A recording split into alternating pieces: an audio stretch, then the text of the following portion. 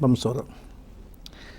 Padre querido, dirígenos, por favor, ilumina nuestro entendimiento, auxílianos en la comprensión de tu palabra, en el nombre de Jesús. Amén. El mundo cristiano está dividido prácticamente en tres grupos. Cristianos sinceros, por un lado, que creen que hay que guardar la ley para salvarse. Y creen erróneamente, porque la Biblia no enseña que hay que guardar la ley para salvarse.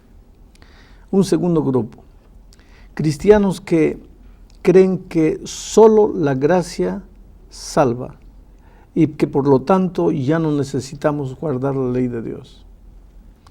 Y ellos están correctos en la mitad, porque realmente somos salvos únicamente por la gracia de Cristo. Guardar mandamientos no nos salva. Pero el hecho de que Cristo nos salva no quiere decir que la ley ya no existe. La ley continúa existiendo. Los 10 mandamientos son eternos. Los principios escritos en las tablas de piedra son eternos. Y hay un tercer grupo de cristianos que por la gracia de Dios han entendido, por el amor, la misericordia divina, han entendido lo que la Biblia dice. Primero, somos salvos únicamente por la gracia maravillosa de Cristo, no por obras, para que nadie se gloríe. Pero ahora que hemos sido salvados por la gracia, debemos vivir una vida de obediencia. ¿Obediencia a qué? A los eternos principios de la ley de Dios. Los principios de la ley de Dios continúan vigentes, están ahí no para salvarnos, sino para servirnos de camino, de orientación, de guía, de espejo, diríamos. Y a propósito de espejo, quiero leerles lo que dice Santiago, capítulo 1, a partir del versículo 22, dice así: pero sed hacedores de la palabra, y no solamente oidores, engañándoos a vosotros mismos. Porque si alguno es oidor de la palabra, pero no hacedor de ella, es semejante al hombre que considera su espejo, en un espejo su rostro natural, porque él se considera a sí mismo y se va y luego olvida cómo era. Mas el que mira atentamente en la perfecta ley de la libertad y persevera en ella, no siendo oidor olvidadizo, sino hacedor de la palabra, este será bienaventurado en lo que hace. ¿Qué es lo que está diciendo Santiago aquí? Que la ley tiene una función y él ilustra la función de la ley. Dice que la ley es como un espejo. ¿Para qué sirve el espejo? Para mostrarte tu realidad. Tú estás con el rostro manchado, no sabes. Mira el espejo. Ahí tú te ves. Ah, mi rostro está manchado. Muy bien. Ahora, si tú agarras el espejo, ya el espejo te mostró que tu rostro está manchado. Ahora tú agarras el espejo y con el espejo te quieres limpiar el rostro. En lugar de lavarte, te vas a embadurnar, te vas a manchar. ¿Por qué? Porque la función del espejo no es limpiar. La función del espejo no es lavar. La misión del espejo es solo mostrarte la realidad. ¿Quién te va a lavar, quién te va a bañar, quién te va a limpiar? Es la sangre maravillosa de Cristo. Es la gracia de Cristo. Ahora, una vez que te has lavado con la sangre de Cristo, ¿qué vas a hacer con el espejo? ¿Lo vas a botar? No. Y si dentro de una hora te manchas de nuevo el rostro, ¿cómo sabrás que estás manchado si no hay espejo? Por lo tanto, en la vida del cristiano hay lugar para la gracia maravillosa de Cristo. ¿Cuál es la función de la gracia? Salvar, limpiar, purificar. Y hay lugar para la ley. ¿Cuál es la función de la ley? Mostrar la realidad del pecado, nada más. El problema es cuando tú agarras la ley y le quieres hacer cumplir la función de la gracia. O cuando porque aceptas la gracia, piensas que la ley ya no tiene función. Pero es tan simple de entender este asunto. Y infelizmente yo no sé por qué tantos cristianos no logran comprender. ¿Alguna pregunta que ustedes tengan? ¿Por qué enfatizar, pastor? Vamos a partir de la ley de Dios. ¿Por qué enfatizar en los 10 mandamientos, por ejemplo, si Dios se resumió en 2? La palabra de Dios nos muestra de que se resumen en 2, amar a Dios y amar al prójimo. Pero ¿por qué enfatizar en los 10 mandamientos? Mira, yo te diría más todavía. La palabra de Dios no resume Mucha gente dice así, los 10 mandamientos ya no existen, ahora solo hay 2 mandamientos, amar a Dios y amar al prójimo. ¿Por qué? Porque Jesús dijo, un mandamiento nuevo os doy, que os améis los unos a los otros.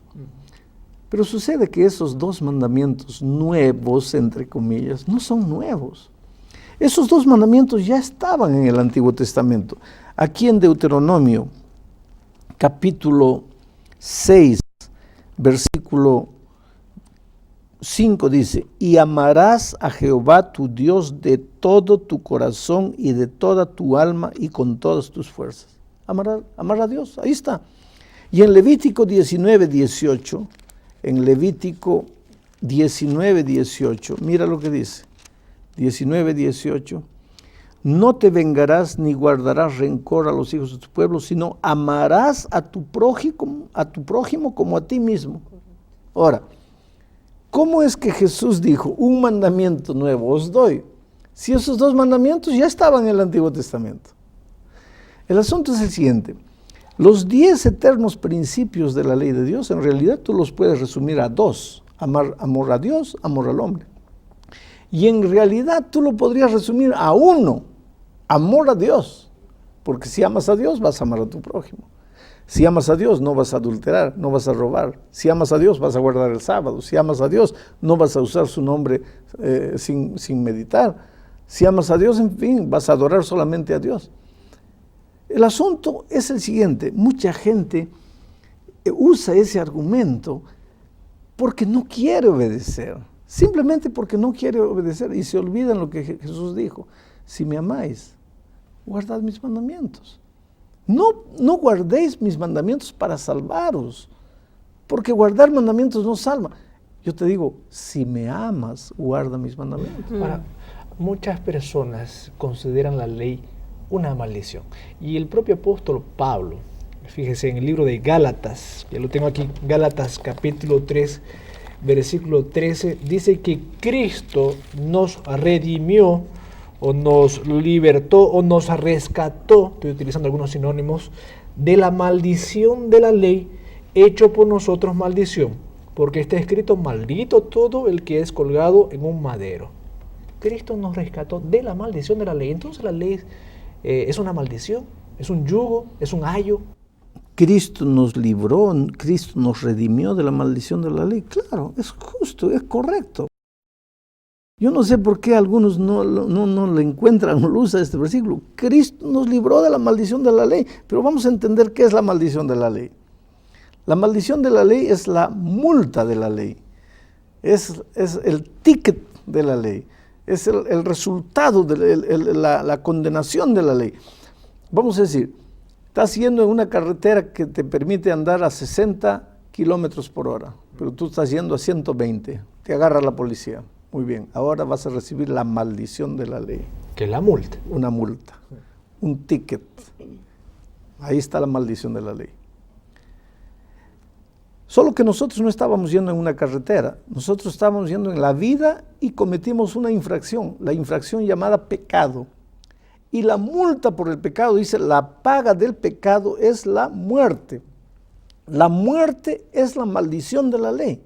La muerte es la multa, la muerte es el ticket, la muerte es la consecuencia. Cristo vino y murió en la cruz del Calvario y nos libró de la maldición de la ley. Porque la ley decía, si pasas de aquí mueres. Pasamos, teníamos que morir. Cristo nos libró de la maldición de la ley, pero Cristo no nos libró de la ley. No nos libró del cumplimiento de la ley. No, ni de la ley sigue existiendo. Él solo nos libró de la maldición de la ley. Ahora, si yo creo en Cristo, Él murió en mi lugar. Yo estoy libre de la maldición de la ley, pero no estoy libre de la ley, porque la ley es una ley de libertad, dice Santiago. La ley es el espejo solo para mostrarme. La ley es la que me dice 60 por hora, 40 por hora. Pero yo no me salvo por guardar la ley.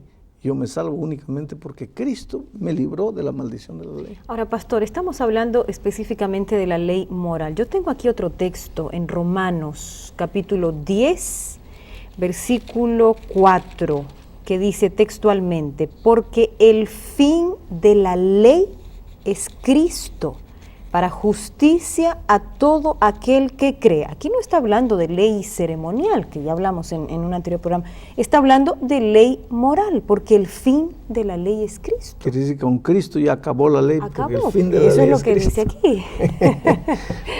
Ya te dije que para entender la Biblia no hay que leer solo un versículo. Hay que leer todo lo que la Biblia dice acerca de ese tema.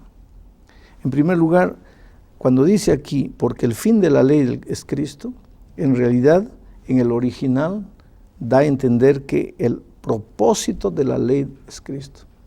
¿Cuál es el fin de tu venida aquí?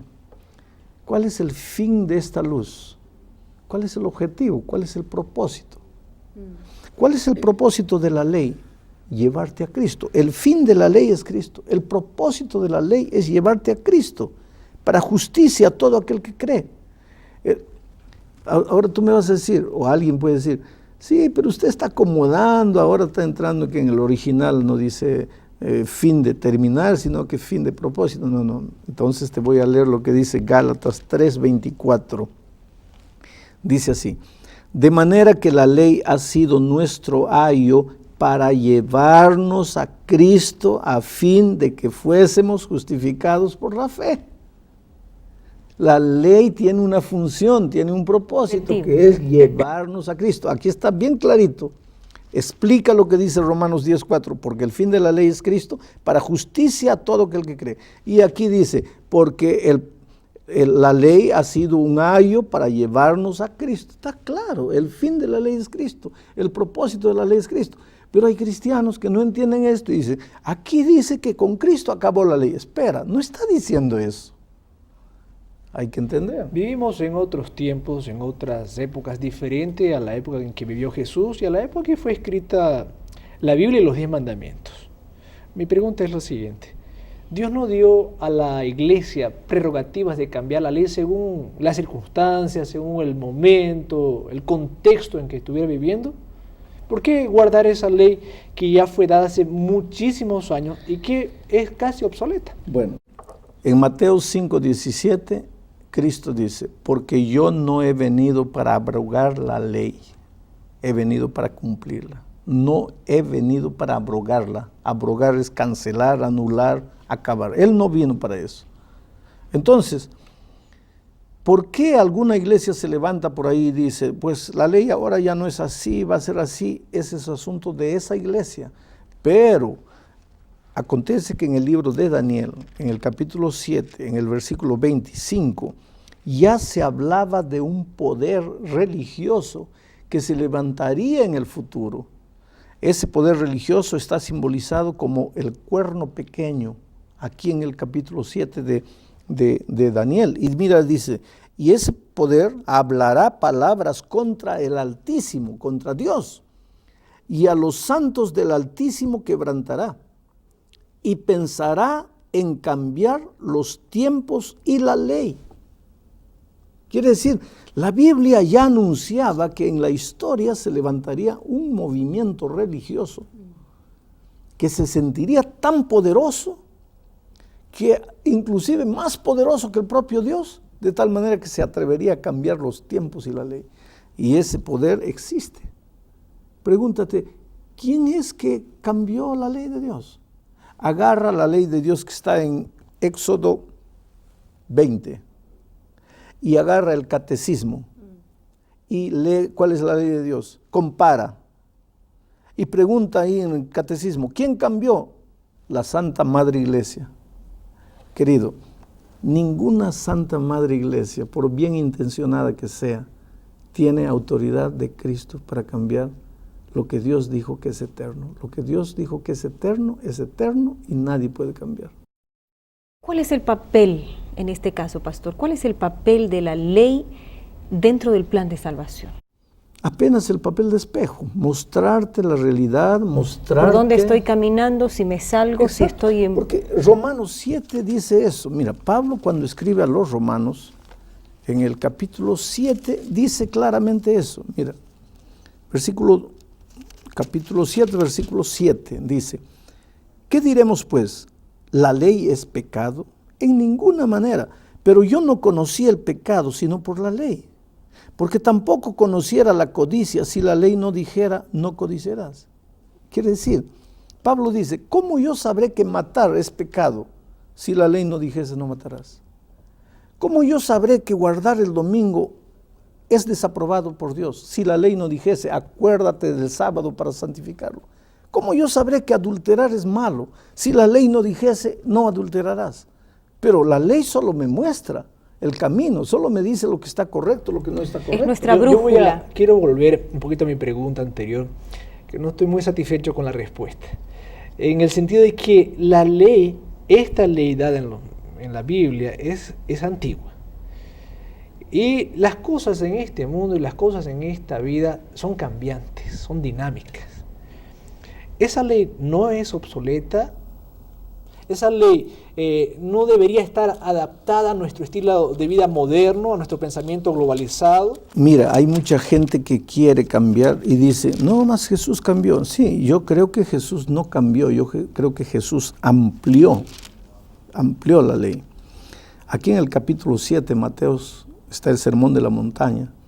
Y Jesús dijo así, mira, oísteis que fue dicho, no adulterarás. Pero yo os digo, cualquiera que mirare a una mujer para codiciarla en su corazón, ya adulteró.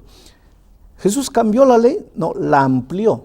Es el mismo principio de la fidelidad, pero Jesús la amplió. Mucha gente dice, no, yo quiero la ley de Cristo, la ley de la libertad. No quiero la ley de Moisés, de Éxodo 20. Muy bien, primero, la ley de Éxodo 20 no es la ley de Moisés, porque fue el dedo de Dios que escribió esa ley en las tablas.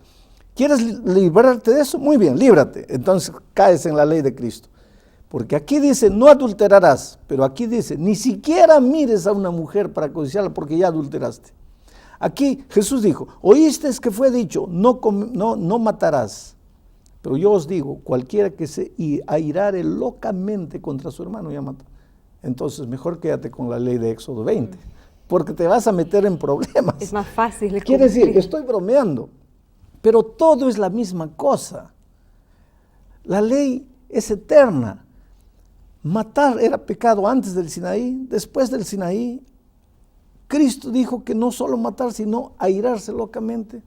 Quiere decir, la ley es eterna porque viene de un Dios eterno, es el reflejo del carácter de un Dios eterno. ¿Y cómo puede entonces cambiar? Ningún ser humano, ninguna iglesia, ninguna institución tiene autoridad para cambiar lo que... Absolutamente.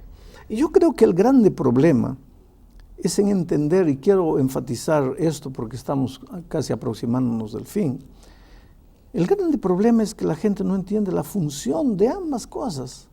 La función de la gracia es salvar y la función de la ley es mostrar el camino.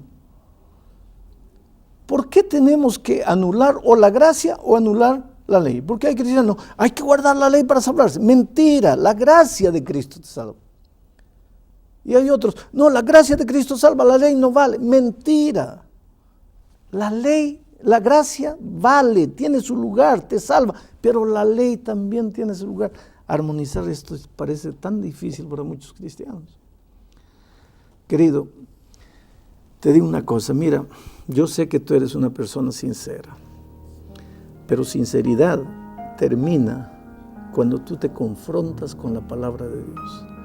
Yo en la Biblia encuentro salvación por la gracia, justificación por la fe, salvación por la misericordia divina, pero no encuentro ni justificación ni la salvación por sinceridad. La sinceridad no te salva. Hasta aquí puedes haber sido sincero, muy sincero, pero ahora te confrontaste con la palabra de Dios. Mira, no agarres un versículo de aquí, un versículo de aquí, lee todo lo que la Biblia te dice y vas a llegar a la conclusión de que hay lugar para la gracia en la vida del cristiano, pero también hay lugar para la obediencia en la vida del cristiano.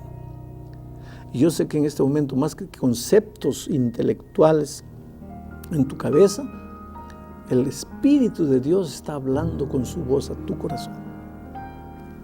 ¿Qué vas a hacer con la palabra de Dios? ¿Vas a cerrar tus oídos a la verdad? ¿Vas a esconder la palabra de Dios debajo de la almohada? ¿No vas a querer escucharla? ¿Vas a endurecer tu corazón? ¿O como un niño vas a decir, oh Señor, mis ojos se abrieron? Yo no entendía, pero ahora entiendo. Y si tú haces eso, te digo una cosa, la mano maravillosa de Jesús te va a alcanzar donde estés y Él te va a dar fuerzas para andar en sus caminos. Que Dios te bendiga.